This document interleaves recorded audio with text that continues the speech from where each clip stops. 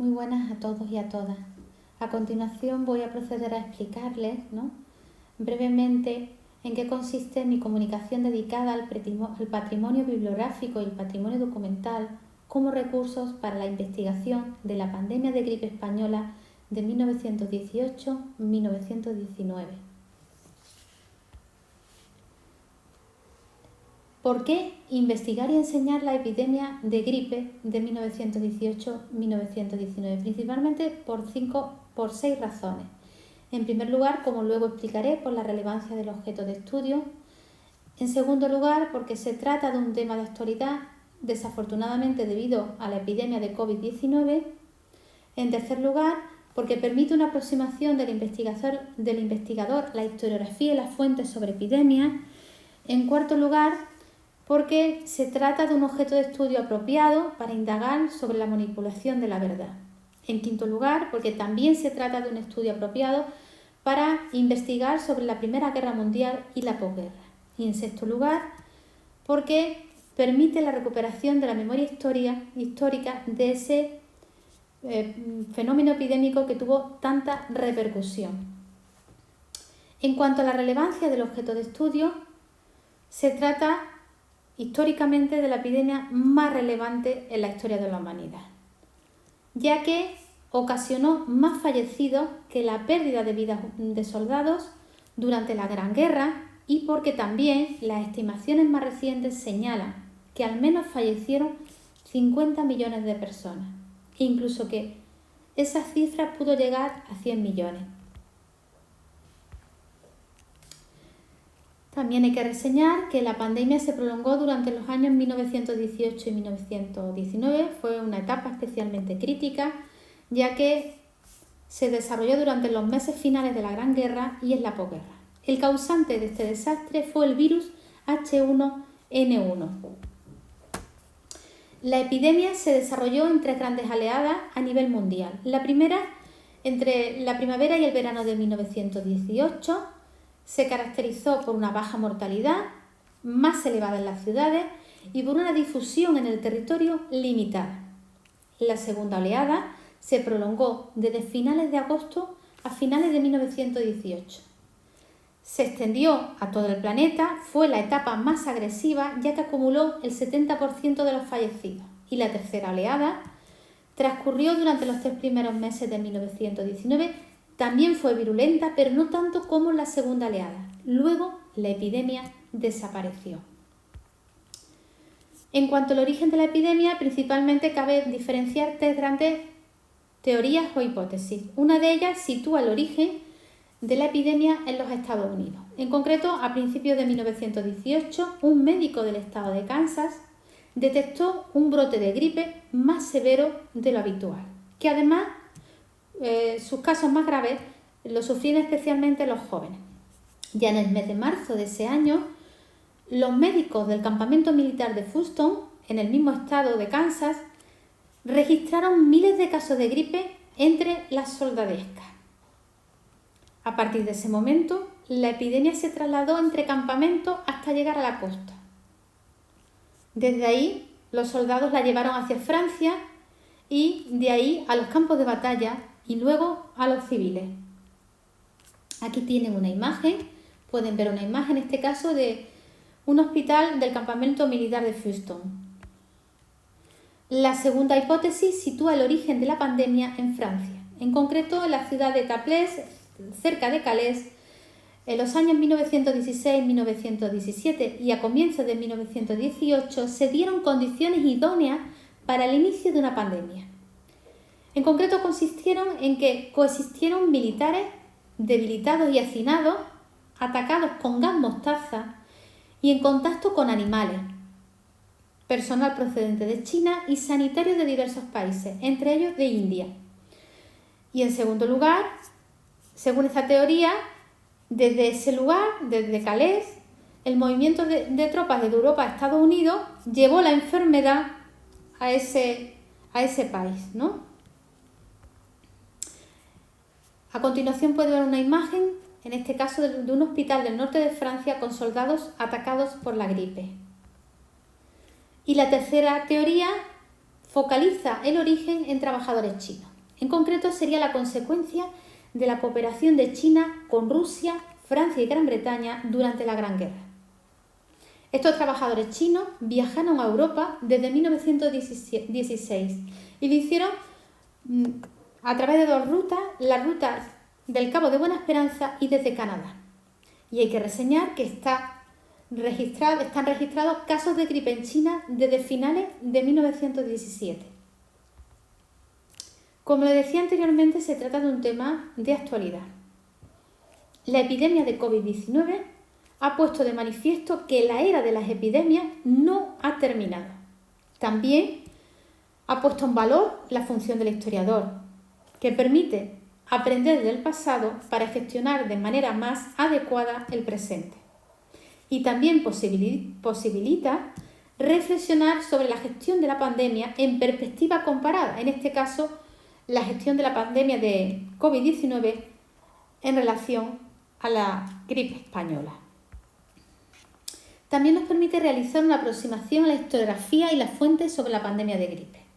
Hay que reseñar, si consideramos su relevancia, que no hay una historiografía especialmente abundante referida a la pandemia de gripe. Cabe reseñar algunos trabajos. Uno de ellos es del profesor Alberto González García, en este caso publicado en Vínculos de Historia en el año 2013, que es una aproximación historiográfica.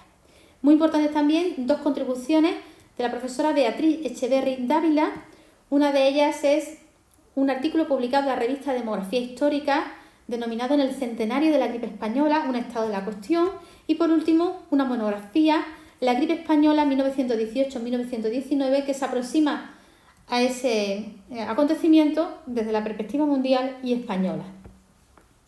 También, como últimas aportaciones, cabe mencionar dos monográficos, uno de ellos promovidos por la revista Investigaciones de Historia Económica y el otro promovido por la revista Demografía Histórica, dedicados por supuesto a las pandemias y que incluyen artículos dedicados a la pandemia de gripe. En cuanto a las fuentes, para realizar trabajos sobre las pandemias en general, pero especialmente sobre la pandemia de gripe española, por supuesto los boletines oficiales de los distintos gobiernos. En nuestro caso, para el periodo que nos ocupa, habría que consultar la Gaceta de Madrid, del Instituto Nacional de Estadística, Base Historia, especialmente los anuarios estadísticos, los censos de población, para estimar el impacto demográfico de la pandemia. También las sesiones del Congreso de los Diputados y las sesiones del Senado, por supuesto informes médicos, también revistas médicas de la época. Especialmente relevante es el registro civil, en concreto las certificaciones de defunciones y resúmenes mensuales y anuales. También los libros parroquiales, en especial los libros de defunciones. En lo que se refiere a los archivos municipales, la variedad de documentación es bastante considerable. Por supuesto, había que consultar las actas capitulares, la sesión de sanidad, especialmente las actas de las juntas municipales de sanidad que gestionaron cómo afrontar la pandemia, presupuestos, registros de enterramiento, ordenanzas municipales o, por ejemplo, reglamentos de orden público y padrones municipales. También interesante, por supuesto, la consulta de los archivos de hospitales que recogen expedientes y presupuestos, entre otras documentación. Aquí tienen un ejemplo, en este caso, de un libro general de enterramiento del Ayuntamiento de Antequera del periodo de la pandemia. Otras fuentes importantes, los archivos de instituciones internacionales, sobre todo aquellas instituciones internacionales que se dedicaron, digamos, a ayudar a los afectados por la pandemia. Especialmente fue relevante la labor que desarrolló la Cruz Roja y, por tanto, sería, digamos, de obligado consultar su archivo. También, por supuesto, los archivos fotográficos, ya que dan muestra, dan testimonio de lo que sucedió, y muy importante también la prensa histórica, ¿no? Esto lo diferencia de otras pandemias anteriores, donde el recurso a la prensa pues, era mucho más limitado o inexistente. Aquí pues, habría que consultar pues, determinados repositorios digitales de prensa histórica que van desde Europeana a, por ejemplo, la Biblioteca Digital Hispánica o la Hemeroteca Municipal de Madrid, en concreto el apartado dedicado a la epidemia de gripe de 1918-1919. A continuación pueden ver en este caso una fotografía de voluntarios de la Cruz Roja de Estados Unidos. Y también publicidad, en este caso un antiséptico para la gripe, ¿no? En cuanto a los recursos online, también se demuestra que, bueno, que es un recurso muy importante para este tema, ¿no? Les pongo como ejemplo 2 podcasts, ¿no?, que podrían consultarse. Uno es el que promovido por la Radio Nacional de España sobre la gripe española y otros promovidos en este caso por la Asociación Española de Historia Económica. Por supuesto, también habría que consultar web. Aquí tienen 2 ejemplos, uno referido más cercano a España, ¿no?, generado en nuestro país. En concreto, dentro del blog Conversaciones sobre la Historia hay un apartado denominado La madre de todas las pandemias, ¿no?, elaborado por el profesor Jordi Maluquer de Motes. O, ya fuera de nuestra frontera, la web del Centro para el Control y la Prevención de Enfermedades de Estados Unidos. Les comentaba al principio de mi intervención que también la epidemia de gripe puede ser un buen instrumento para analizar, ¿no?, pues, el tema de la manipulación de la verdad. Las autoridades de los países que estaban en guerra pensaron que había que ocultar lo que estaba sucediendo al enemigo. Me refiero a la gripe. En la guerra se emplearon gases venenosos. De conocerse la epidemia, podría provocar pánico entre los soldados y, por consiguiente, deserciones. Esta fue la perspectiva de los gobiernos que estaban, digamos, en la contienda. Por el contrario, en España no hubo censura. Como bien saben, en nuestro país permaneció neutral. No hubo censura al inicio de la pandemia, de ahí que recibiese la denominación de la gripe española o la dama española. Pero también hay que reseñar que hubo censura en cuanto a la magnitud de la epidemia en la prensa española. Aquí tiene una noticia de prensa, en este caso pues hace referencia, ¿no?, a que los londinenses llevan mascarillas para preservarse ante, como ven, la denominada gripe española. También hay que reseñar las repercusiones que tuvo la epidemia de gripe sobre la Gran Guerra y la posguerra.